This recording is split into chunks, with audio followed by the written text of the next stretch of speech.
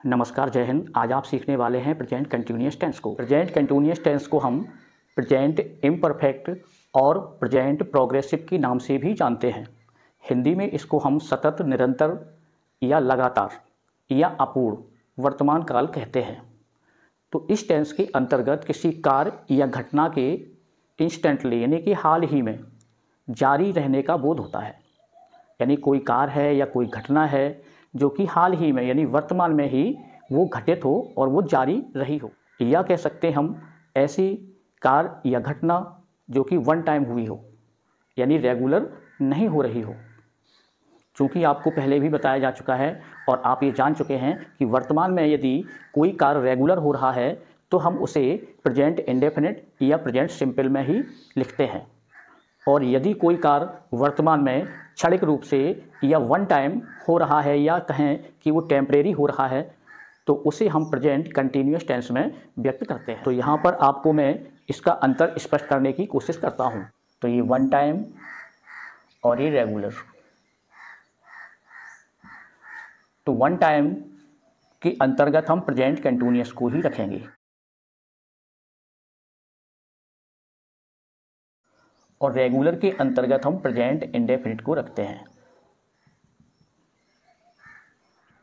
उदाहरण के रूप में मान लो आपका नाम मोहन है और आप अपनी स्टडी एक रूम में बैठे हुए कर रहे हैं।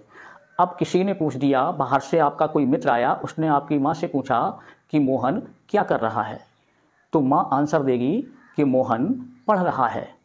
तो उसका हम ट्रांसलेशन करेंगे प्रेजेंट कंटिन्यूअस के अंतर्गत। तो यहाँ पर लिख देंगे कि मोहन इज रीडिंग, या हम रीडिंग के स्थान पर स्टडिंग भी लिख सकते हैं।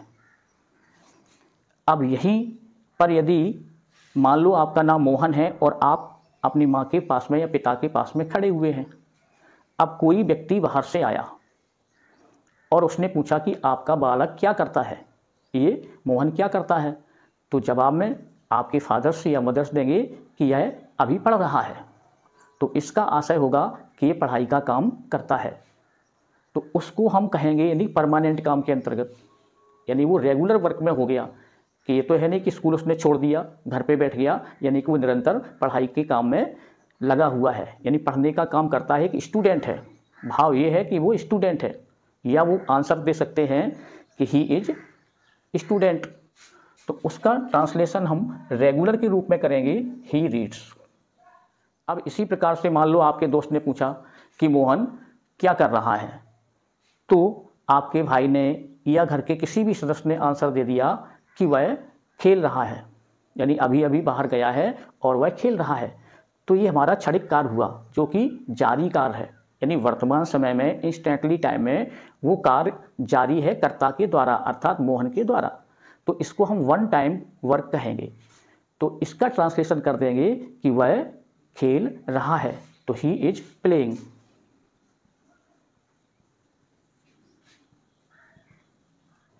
और यदि मान लो मोहन एक प्लेयर है तो किसी बाहरी व्यक्ति ने पूछ दिया कि ये मोहन क्या करता है, तो भी हम कह देंगे कि वह खेलने का काम करता है, वह प्लेयर है।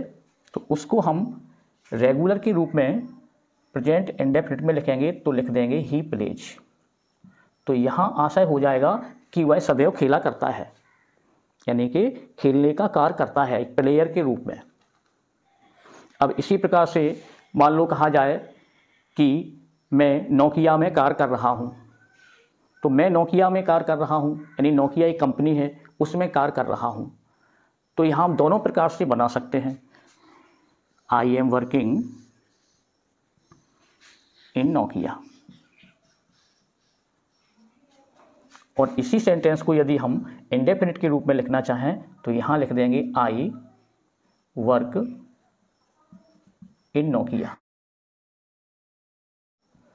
लेकिन इनका सेंस बदल जाएगा। तो यहाँ हमारा ये रेगुलर फॉर्म में होगा और यहाँ हमारा वन टाइम फॉर्म में होगा। तो इनके दोनों के सेंस बदल जाएंगे। तो यहाँ आशय होगा कि I am working in Nokia, और किसी मित्र ने कहा कि आप क्या कर रहे हो, तो आप वहाँ आंसर देंगे कि I am working in Nokia, मैं नोकिया कंपनी में आया हूँ और वहाँ पे काम कर रहा हूँ। तो यहाँ आशा है कि आप वहाँ पहली बार गए हों या एक बार गए हैं हाल में और वहाँ आप आंसर दे रहे हैं कि मैं यहाँ हूँ और ये काम कर रहा हूँ, ना कि आप उस कंपनी में परमानेंटली जॉब करते हैं। जब इस प्रकार से सेंटेंस लिखा जाए तो इसका आशय हो जाएगा कि आप नोकिया कंपनी में परमानेंट काम करते हैं।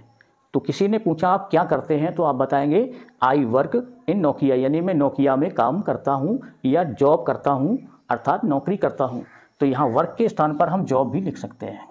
अब यहाँ पर एक बात और ध्यान रखनी है कि यदि कोई इंटरनल फीलिंग वाले वर्ब्स आते हैं तो उनको भी हम प्रेजेंट इंडेफिनिट में रखते हैं, ना कि कंटिन्यूअस में रखते हैं, जबकि उनका उच्चारण रहा रही रहे के हिसाब से भी हो सकता है। जैसे मुझे वह जान रहा है, तो हम ऐसा नहीं बोलेंगे कि he is नोविंग me, he is नोविंग मी, कहने का आशय कि वह मुझे जान रहा है। तो इस प्रकार से यदि हम लिखेंगे तो ये हमारा रॉन्ग हो जाएगा, क्योंकि नो यानी जानना, तो जानना यानी कि ये इंटरनल फीलिंग होती है, और जो एक बार जान गया तो बार बार तो नहीं जानेगा, वो माइंड में उसकी एक छवि बन जाएगी। कोई भी वस्तु है या व्यक्ति है, जो भी हम एक बार जान गए तो जान गए। तो इसलिए इस प्रकार से हम नहीं लिखेंगे नोविंग।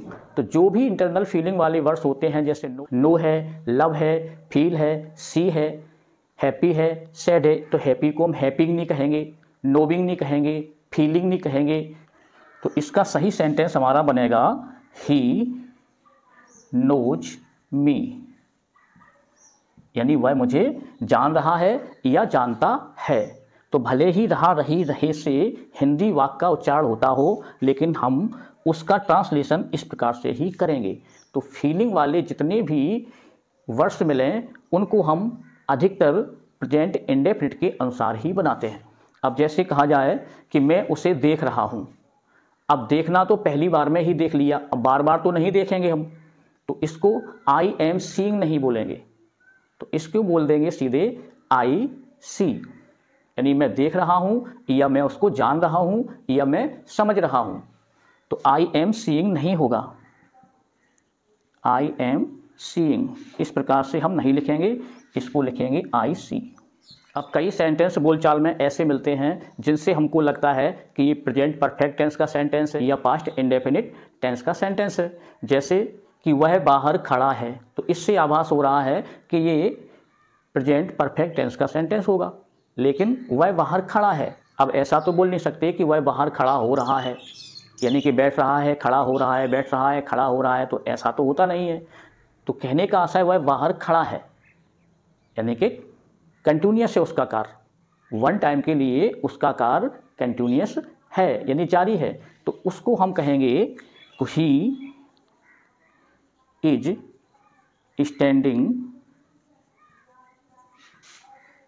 आउटसाइड, अर्थात वह बाहर खड़ा है। तो इसको हम खड़ा हो रहा है नहीं कहेंगे, तो ना कि खड़ा हो रहा है, तो ये गलत हो जाएगा। तो यहाँ पर सामान्य रूप से हम प्रेजेंट कंटिन्यूअस टेंस को किस प्रकार से पहचानते हैं और उनके सेंटेंस हम अफर्मेटिव, नेगेटिव, इंटेरोगेटिव या नेगेटिव इंटेरोगेटिव कैसे बनाते हैं, इसको अब हम समझेंगे। तो हिंदी में समानता वाक्य के अंत में या क्रिया के अंत में, वाक्य या कह दें हम क्रिया के अंत में, रहा है, रही है,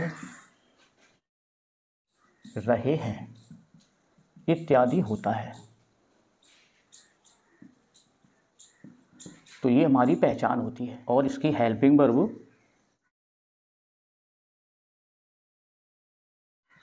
इज, आर, एम ये होती है।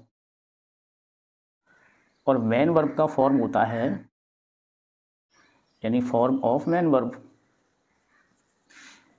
तो ये हमारा वर्ब का फोर्थ फॉर्म अर्थात आईएनजी फॉर्म इसमें प्रयुक्त किया जाता है। अब यहाँ पर थोड़ा ध्यान रखना है कि कौन कौन से सब्जेक्ट के साथ में कौन कौन सी वर्ब फॉर्म का प्रयोग होता है, क्योंकि हम पिछले वीडियो में आपको बता चुके हैं, फिर भी यहाँ एक क्रमबद्ध रूप से हम बताएंगे। तो जैसे आई के साथ में यहाँ एम का प्रयोग किया जाता है। और ही, सी, इट और नेम, या हम कहते हैं सिंगुलर नाउन, तो इनके साथ में इच का प्रयोग होता है। इसी प्रकार से भी, दे, यू और प्लूरल नाउन, इनके साथ में आर का प्रयोग करते हैं। और तीनों के साथ में हम वर्ब का फोर्थ फॉर्म यानी आईएनजी, मान लो यहाँ यदि गो है तो गोइंग हो जाएगा, इस प्रकार से। अब सेंटेंस के रूप में इसका हम पहला प्रकार लेते हैं, उसको हम ए नाम दे देंगे, जैसे कि अफर्मेटिव सेंटेंस।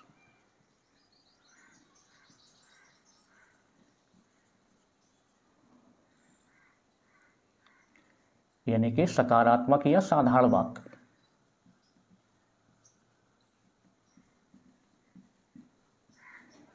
तो सामान्यतः इसकी सिंटैक्स हो जाएगी, या सिंटैक्स को हम स्ट्रक्चर भी बोल सकते हैं। तो इसका हो जाएगा subject plus is, are, am और प्लस वर्ब का फोर्थ फॉर्म प्लस ऑब्जेक्ट और प्लस कॉम्प्लीमेंट। तो ये हमारी सिंटैक्स हो जाएगी अफर्मेटिव सेंटेंस की। तो एक सामान्य जो वाक्य होते हैं जो कि नेगेटिव नहीं होते और ना इंटेरोगेटिव होते हैं, तो उनके लिए हम ये सिंटैक्स बनाते हैं। अब इसके अंतर्गत कई सेंटेंस ऐसे भी होते हैं जिनमें इज, आर, एम का प्रयोग कहीं लिंकिंग वर्ब के रूप में होता है और कहीं हेल्पिंग वर्ब के रूप में या ऑक्सिलरी वर्ब के रूप में होता है। तो कई सेंटेंस ऐसे मिलते हैं जिनके अंत में ना, नी, ने होता है। तो ना, नी, ने के अर्थ में, ना, नी, ने के अर्थ में। तो यहाँ हमारा सिंटैक्स बन जाएगा subject plus is, are, am plus to verb का फर्स्ट फॉर्म और ऑब्जेक्ट कंप्लीमेंट जो भी हो। जैसे मुझे जाना है, तो यहाँ लिख देंगे मुझे जाना है। आई एम टू गो, उसे जाना है।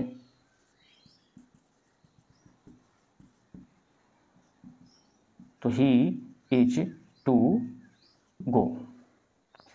अब आ जाए जैसे ने वाला है, या ना, नी, ने, वाला है, वाली है, वाले हैं, वाला है, वाली है और वाले हैं, इस प्रकार से मिले।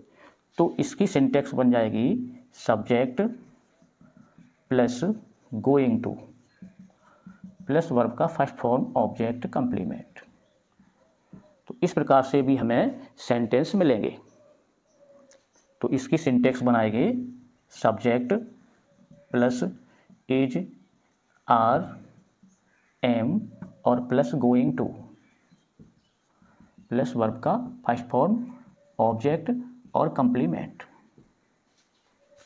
जैसे वह कानपुर जाने वाला है, तो यहाँ गोइंग टू का प्रयोग वाला है, वाली है इस संदर्भ में लगा हुआ है, यानी काम जारी है, और यहाँ गो यानी वर्ब फॉर्म के रूप में प्रयुक्त हुआ है। दूसरा उदाहरण लें जैसे कि वे पत्र लिखने वाले हैं,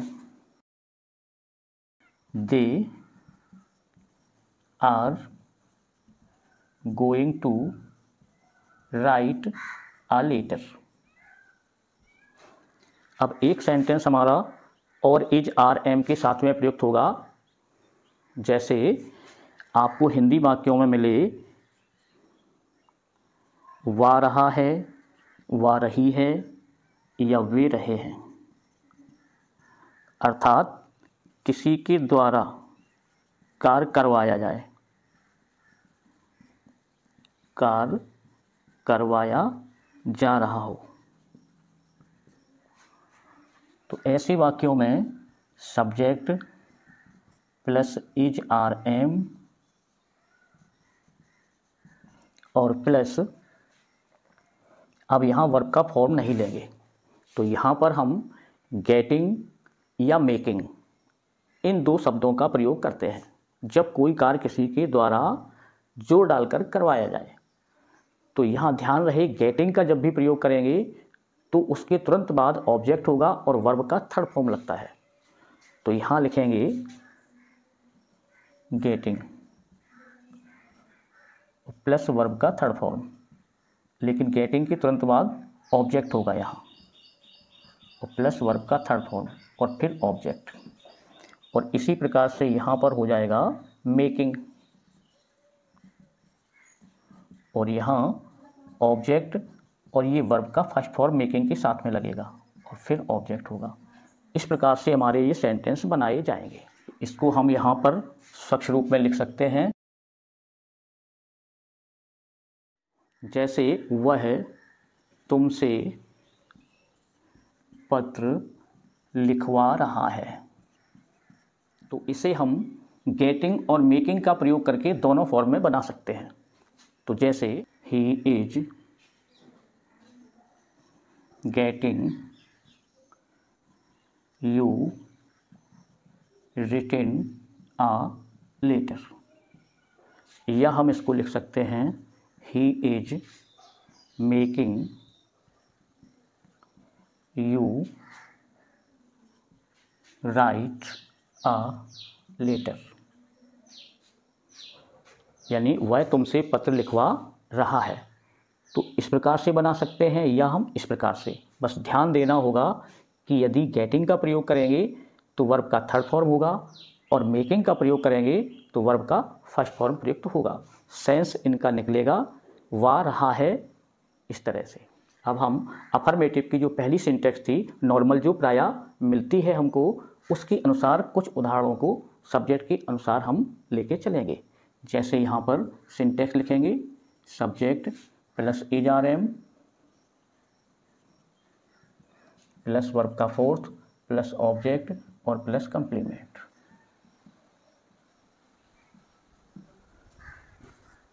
तो जैसे वह पत्र लिख रहा है, तो यहाँ लिख देंगे he is writing a letter. जैसे वे विद्यालय जा रहे हैं, तो यहाँ दे और दे के साथ में आर प्रयुक्त होगी, they are going to school. जैसे मैं अपने भाई के साथ दिल्ली में रह रहा हूँ, तो यहाँ पर हो जाएगा आई एम लिविंग, या स्टेइंग भी कह सकते हैं। I am living in Delhi with my brother. तो यहाँ ध्यान रखना है, आई के साथ में हम माई का प्रयोग अपना के अर्थ में करते हैं। तो इस प्रकार से हम अफर्मेटिव सेंटेंस को बनाते हैं। अब हम दूसरे प्रकार के सेंटेंस को लेंगे, अर्थात नेगेटिव सेंटेंस। इसकी सिंटेक्स हो जाएगी subject plus is are am, और इसके बाद में नॉट का प्रयोग करेंगे, प्लस वर्ब की फोर्थ फॉर्म प्लस ऑब्जेक्ट और प्लस कॉम्प्लीमेंट या अदर्स। जैसे मैं पत्र नहीं लिख रहा हूँ, तो I am not writing a letter. दूसरा उदाहरण लेंगे, वे अंग्रेजी नहीं सीख रहे हैं, तो they are not learning English. अब हम देखेंगे सी, यानी इंटेरोगेटिव सेंटेंस।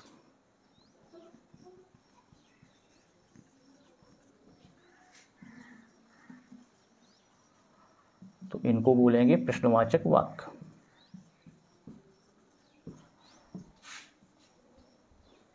और इसको हम बोलेंगे नकारात्मक वाक्य। तो इसमें दो प्रकार के होंगे, जैसा कि हमने पिछले इंडेफिनिट टेंस में बताया था कि यस नो आंसर टाइप और WH वर्ड टाइप। तो यस नो आंसर टाइप यानी कि पहले प्रकार के कहेंगे उनको हम, yes no answer type question.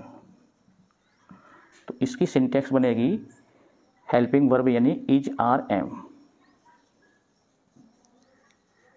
ये हम पहले लिखेंगे, और प्लस हो जाएगा हमारा सब्जेक्ट जो भी होगा, प्लस वर्ब का फोर्थ फॉर्म प्लस ऑब्जेक्ट और प्लस कॉम्प्लीमेंट, और यहाँ क्वेश्चन मार्क, ये ध्यान रखना है।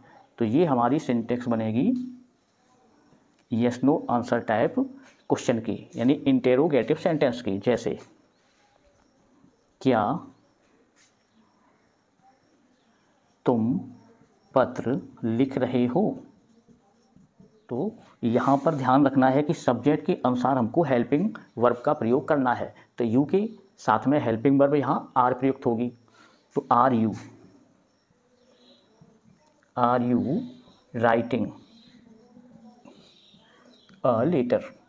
दूसरा उदाहरण है, यदि क्या वह गीत गा रही है? तो वह यानी सी, तो सी के साथ में यहाँ पर इज हेल्पिंग वर्ब का प्रयोग होगा। तो यहाँ is she singing a song. अब इसी में हम दूसरे प्रकार का देखेंगे WH word type question, WH word type question. तो इसकी सिंटेक्स हो जाएगी WH वर्ड जो भी होगा वो हम वाक्य के पहले लिखेंगे, और प्लस जो हेल्पिंग वर्ब यहाँ यस नो आंसर टाइप की है वही हम यहाँ कर देंगे। तो हेल्पिंग वर्ब हो जाएगी इज आर एम और प्लस सब्जेक्ट वर्ब का फोर्थ ऑब्जेक्ट और प्लस कॉम्प्लीमेंट और क्वेश्चन मार्क। तो ये हमारी सिंटेक्स बनेगी। तो जैसे तुम पत्र कब लिख रहे हो? तो यहाँ कब यानी ये WH वर्ड होगा जो कि वाक्य के अंदर दिया है, तो इसकी हम इंग्लिश पहले बनाएंगे यानी व्हेन। तो व्हेन, अब helping verb are you writing a letter question mark. तुम पत्र कब लिख रहे हो? अब इसको WH वर्ड टाइप में लिखें, तो वह गीत क्यों गा रही है?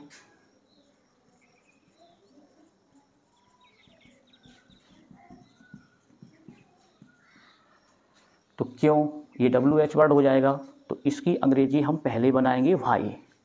अब वह के अनुसार यहाँ इज, तो why is she singing song.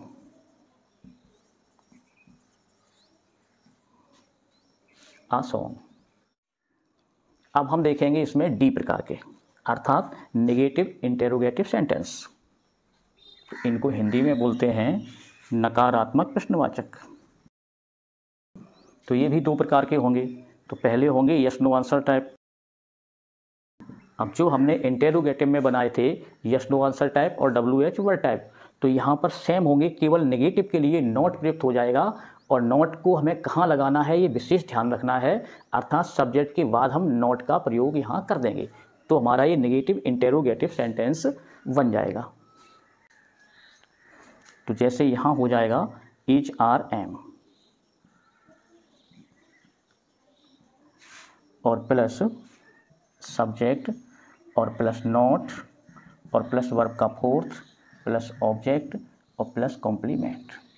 क्या वह पत्र नहीं लिख रहा है? तो इसका ट्रांसलेशन हो जाएगा is he not writing a letter.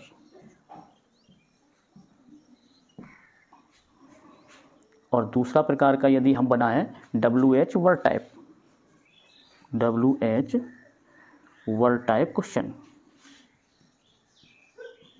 तो इसकी सिंटेक्स हो जाएगी WH word plus yes no answer वाला पूरा यही हो जाएगा, अर्थात is, are, am plus subject plus not plus verb का फोर्थ प्लस ऑब्जेक्ट और प्लस कॉम्प्लीमेंट और क्वेश्चन मार्क। तो इसका एग्जाम्पल हम यहाँ लेंगे। अब जो हमने यहाँ पहले लिया था, why is she singing a song, वह गीत क्यों गा रही है, तो इसको यदि हम हिंदी में लिखें कि वह गीत क्यों नहीं गा रही है,